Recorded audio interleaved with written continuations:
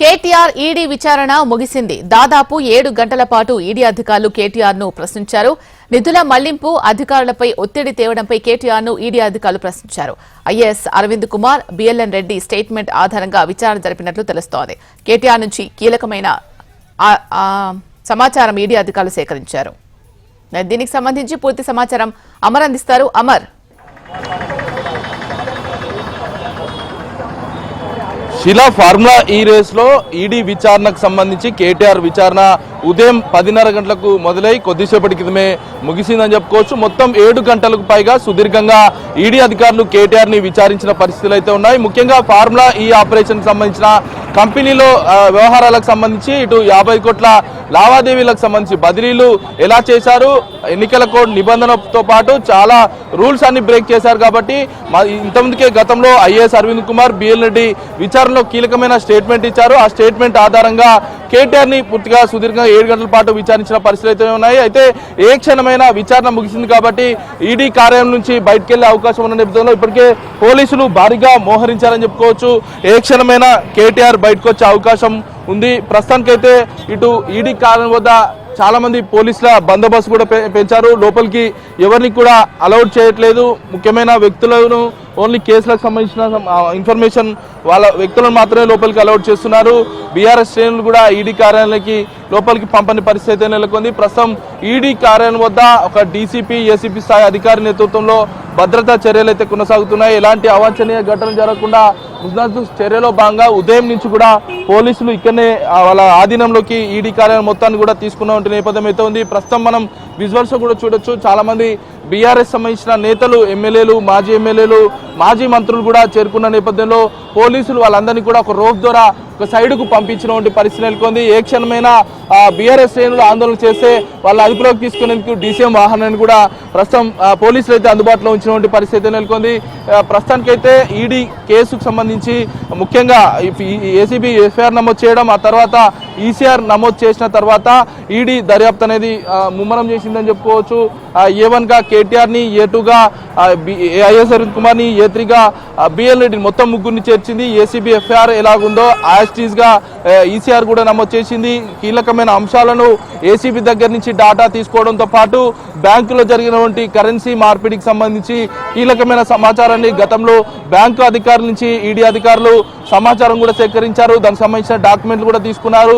పూర్తి స్థాయిలో ఇవాళ ఐఏఎస్ అరవింద్ కుమార్ తో పాటు ఏదైతే బిఎల్ రెడ్డి ఇద్దరికి సంబంధించిన స్టేట్మెంట్ ఆధారంగా కేటీఆర్ ని 7 గంటల పైగా ప్రశ్నల వర్షం అయితే కురిపించారు.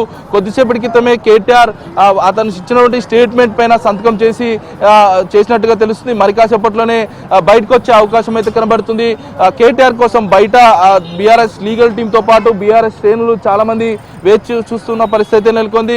ప్రస్తుతం ఏదంటే ట్రాఫిక్ ఇబ్బందులు లేకుండా కూడా పోలీసులు అయితే ముందస్తు చర్యలు అయితే చేపట్టారు. ఎలాంటి ఇబ్బందులు తావెత్తకుండా, సామాన్య ప్రజలకు ఇబ్బందులు తలెత్తకుండా చర్యలు అయితే చేపట్టినటువంటి పరిస్థితి నెలకొంది. ప్రస్తుతం ఈడీ కార్యాలయంలో కేటీఆర్ విచారణ ముగిసింది కాబట్టి ఇప్పటికే కీలకమైన సమాచారాన్ని కేటీఆర్ దగ్గర నుంచి ఈడీ అధికారులు రాబట్టారు. ఐఏఎస్ అరవింద్ కుమార్, బిఎల్ రెడ్డి ఇద్దరు కూడా మంత్రి ఒత్తిడితోనే ఏదైతే ఫార్ములా ఈ ఆపరేషన్ సంబంధించిన కంపెనీలకు డబ్బులు బదలాయింపు చేశామనే స్టేట్మెంట్ ను ఇచ్చినట్లుగా తెలుస్తుంది. ఆ స్టేట్మెంట్ ఆధారంగా ప్రస్తుతం కేటీఆర్ ని ఒత్తిడి చేస్తూ కూడా ప్రశ్నలు అడిగినట్లుగా తెలుస్తుంది. మొత్తం 40కి పైగా ప్రశ్నలు సంధించారు. ఈ ప్రశ్నలకు సంబంధించి కొన్నిటికి మాత్రమే కేటీఆర్ సమాధానం ఇచ్చారు, మరికొన్నిటికి మాత్రం దాటవేస్తూ వెళ్లారు. మరి ఈడీ విచారణకు సంబంధించి అలా విచారణలో మాటలు దాటవేస్తే మాత్రం తీవ్రమైన పరిణామాలు ఉంటాయని ఇప్పటికే ఈడీ అధికారులు గతంలో తీసుకున్నటువంటి చర్యలు చూస్తే చెప్పుకోవచ్చు. ఎందుకంటే ఇప్పుడు కేటీఆర్ సంబంధించి చూసుకుంటే ఇప్పటికే స్టేట్మెంట్ పూర్తయింది కాబట్టి కొన్ని ప్రశ్నలకు మాత్రమే కేటీఆర్ సమాధానం చెప్పారు, మరికొన్ని ప్రశ్నలకు సమాధానం అయితే చెప్పలేదు. మరి కేటీఆర్ ని పోలీసులు ఏదైతే ఈడీ అధికారులు దీనికి సంబంధించిన చర్యలు తీసుకుంటారా, లేకుంటే మరోసారి ఏదైతే నోటీసులు ఇచ్చి స్టేట్మెంట్ మరోసారి రికార్డ్ చేయనున్నారనేది వేచి చూడాల్సిన పరిస్థితి ఉంది. ఇప్పటికైతే ప్రస్తుతం మొదటిసారి కేటీఆర్ అయితే విచారించి ఆయన స్టేట్మెంట్ కూడా రికార్డ్ చేశారు. ఎఫ్ఓ కంపెనీలకు సంబంధించి 50 కోట్ల బదిలీలు, రూల్స్ బ్రేక్ సంబంధించిన అంశాలకు సంబంధించి కేటీఆర్ ని విచారించిన పరిస్థితులు అయితే ఉన్నాయి. మొత్తం 55 కోట్ల బదిలీలకు సంబంధించి 2 విడతల వారీగా మొత్తం 22 కోట్లు 2 విడతల వారీగా బిఎల్ రెడ్డి మొత్తం ప్రొసీడింగ్ కాపీలు ఇచ్చాడు. కాబట్టి ఆ బిఎల్ రెడ్డి విచారణలో కీలకమైన అంశాలను తీసుకున్నారు. ఆ ప్రొసీడింగ్ కాపీ ఆధారంగా ప్రస్తుతం అయితే కేటీఆర్ అయితే విచారించిన పరిస్థితులు అయితే ఉన్నాయి.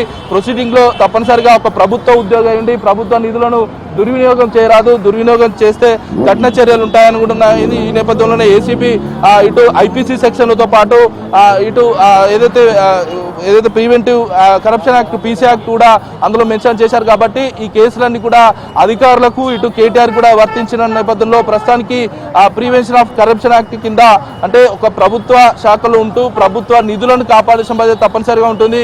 కానీ ప్రభుత్వ నిధులను దుర్వినియోగం చేయడానికి అధికారుల పాత్ర కీలకంగా మారిన నేపథ్యంలో ఆ అధికారులను ఒత్తిడి చేసింది ఎవరనేది ఈడీ అధికారులు కీలకమైన స్టేట్మెంట్ ను ఐఏఎస్ అరవింద్ కుమార్ ఇద్దరు బీఎల్ఎన్టీ దగ్గర నుంచి సేకరించిన నేపథ్యంలో ప్రస్తుతం వారిద్దరి స్టేట్మెంట్ ఆధారంగా మొత్తం గుచ్చి ప్రస్తుతం కేటీఆర్ అయితే ప్రశ్నల వర్షం అయితే కురిపించారు.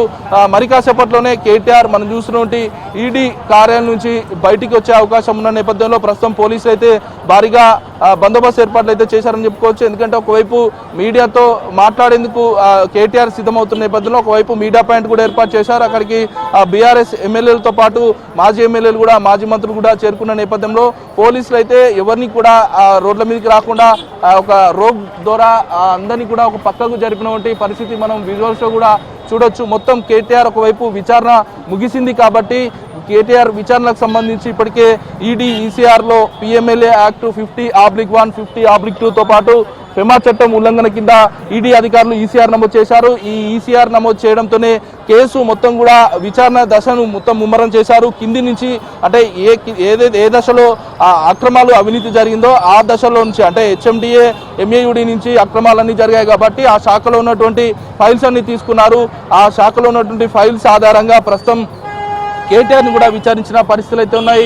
ఏ క్షణమైనా కేటీఆర్ బయటకు వచ్చే పరిస్థితులు ఉన్న నేపథ్యంలో ప్రస్తుతానికి అయితే ఈడీ కార్యాలయం వద్ద భద్రతా ఏర్పాట్లు అయితే ముమ్మరం చేశారని చెప్పుకోవచ్చు. అయితే ఫార్ములా ఈ ఆపరేషన్ సంబంధించిన రేస్ నిర్వహణకు సీజన్ 9, 10, 11, 12 మొత్తం 4 సీజన్లకు సంబంధించి ఎఫ్ఓ కంపెనీతో ఒప్పందం కుదుర్చుకున్న సమయంలో స్పాన్సర్షిప్ గా ఉన్నటువంటి ఏసీ జెన్ నెక్స్ట్ సంస్థ స్పాన్సర్షిప్ లో ఉన్నటువంటి వ్యవహారాలన్నీ కూడా మెయింటైన్ చేస్తుంది. సీజన్ 9 లో ప్రభుత్వ ఖజానాకు డబ్బులు వచ్చాయని ఒకవైపు కేటీఆర్ చెప్తున్నాడు. కానీ ఇప్పటికే నష్టం వాటిల్లడంతోనే వెనక్కి తగ్గామని కూడా ఏసీ జెన్ నెక్స్ట్ సంస్థ చెప్తుంది. అయితే ఈ నష్టం వాటిల్లిన సమయంలో ఏదైతే స్పాన్సర్షిప్ లో ఉన్నటువంటి అగ్రిమెంట్ వైలేషన్ జరిగింది కాబట్టి తప్పకుండా అగ్రిమెంట్ వైలేషన్ చేసిన వాళ్ళపై ఏసీ జెన్ నెక్స్ట్ పై సంస్థపై ప్రభుత్వం చర్యలు తీసుకోవాలి. గత ప్రభుత్వం చర్యలు తీసుకోకపోవడం దీని వెనుక ఏమైనా కుట్ర ఉందా అన్న కోణంలో కేటీఆర్ అయితే ప్రశ్నిస్తున్నారు. మొత్తం ఏదైతే ఇండియన్ కరెన్సీని విదేశీ కరెన్సీకి మార్చిన తర్వాత మొత్తం ఫెమా చట్టం ఉల్లంఘన కిందకి వస్తుంది కాబట్టి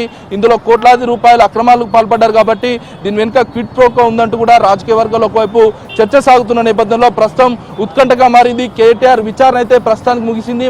మరోసారి కేటీఆర్ విచారణకు పిలుస్తారా లేదా ప్రస్తుతం ఏం జరగబోతుంది అనేది ఒకవైపు ఉత్కంఠ నెలకొన్న నేపథ్యంలో మొత్తం ఎఫ్ఓ కంపెనీలకు సంబంధించి 50 కోట్ల వ్యవహారానికి సంబంధించి పూర్తి స్థాయిలో రూల్స్ కు విరుద్ధంగా చేశారనేది ఇప్పటికే అధికారులు ఒక స్టేట్మెంట్ కన్ఫెషన్ ఇచ్చారు. మంత్రి ఒత్తిడితోనే చేశారనేది చెప్పారు కాబట్టి ప్రస్తుతం కీలకంగా మారింది అధికారుల స్టేట్మెంట్ ఆధారంగా ప్రస్తుతం అయితే ఈడీ అధికారులు కేటీఆర్ అయితే విచారించిన పరిస్థితులు అయితే ఉన్నాయి. మొత్తంగా చూసుకుంటే ఇప్పటికే ఏదైతే స్పాన్సర్షిప్ గా ఉన్నటువంటి ఏసీ జెన్ నెక్స్ట్ సంస్థకు నష్టాలు వచ్చి వాళ్ళు స్పాన్సర్షిప్ నిరాకరించడంతో హెచ్ఎండిఏ ఏ విధంగా స్పాన్సర్షిప్ ఉంటుంది, నష్టాలు వచ్చిన దానికి ప్రభుత్వం ఎలా స్పాన్సర్షిప్ ఉండింది అన్న కోణంలో పూర్తి స్థాయిలో ప్రభుత్వం సంబంధించిన గత ప్రభుత్వంలో ఉన్నటువంటి మాజీ మంత్రి అయినటువంటి కేటీఆర్ అయితే ప్రశ్నించారు. ఎందుకంటే నష్టాలు వస్తున్నప్పుడు తప్పనిసరిగా అక్కడ దాన్ని నిర్వహించే చర్యలు ప్రభుత్వం తీసుకోవాలి. కానీ నష్టాలు వస్తున్న దానిలో హెచ్ఎండిఏ పెట్టుబడి పెట్టడం దానిలో స్పాన్సర్షిప్ ఉండాలని పూర్తిగా ఈడీ అధికారులు గుచ్చి మాత్రం కేటీఆర్ని అడిగారు. ఎందుకంటే ఇందులో కేటీఆర్ పాత్ర ఎంత మేరకు ఉంది quid pro. Right, thank you Amar.